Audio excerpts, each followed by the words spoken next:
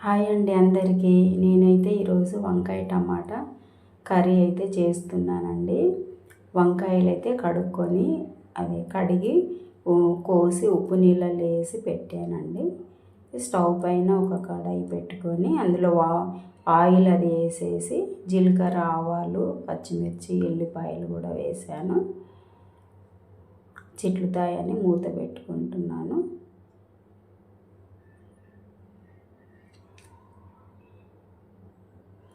తర్వాత ఉల్లిపాయలు కూడా వేసాను.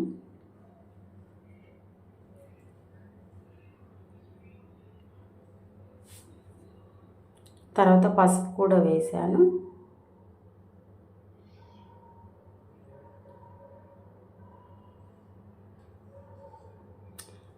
ఇవన్నీ వేసిన తర్వాత వంకాయలు వేసి కొంచెం కలుపుకొని అలా ఒక 2-3 నిమిషాలు మగ్గనిచ్చాను. 2-3 నిమిషాలు మగ్గిన తర్వాత మూత పెట్టుకొని ఉంచుకున్నాను. ఒక 2-3 నిమిషాలు మగ్గిన తర్వాత ఇందులోకి అయితే టమాటాలు అయితే వేసానండి. కొన్ని ఉల్లిపాయలు ఉంటే వేసాను. తర్వాత కొన్ని వాటర్ వేసాను.